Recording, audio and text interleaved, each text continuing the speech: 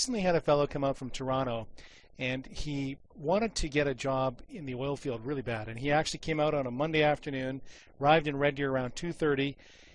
Before the end of the day, he already had a fixed address with UPS, so he was actually able to give an address for, Red Deer, a mailing address.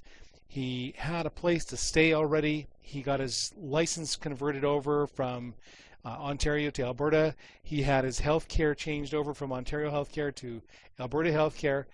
And when he showed up the next day to do interviews, he impressed the recruiter so much because he was already prepared. He was already an Albertan, that the very first company that he went to said, you know what, we want to hire you. We want to offer you employment. We'd like you to go for a blood test and physical. And if everything checks out with the orientation, then we certainly would like to bring you on board. And he hadn't even been in Red Deer 24 hours, and he already had a job offer because he had the mindset of, I'm going to become an Albertan, and in fact, I'm going to become a resident of Red Deer.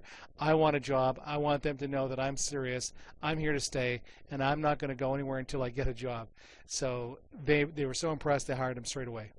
I would encourage anybody who's coming out to Red Deer to do a job search. Make sure you become an Albertan. Become an Albertan as quickly as you can.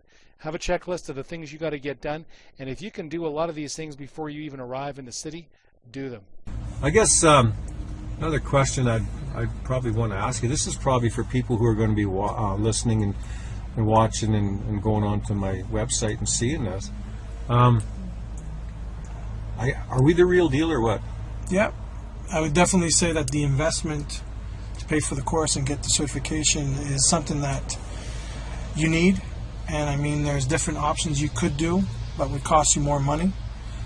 Every place that I went into to hand the resume, that's the first questions that they ask. Do you have these tickets?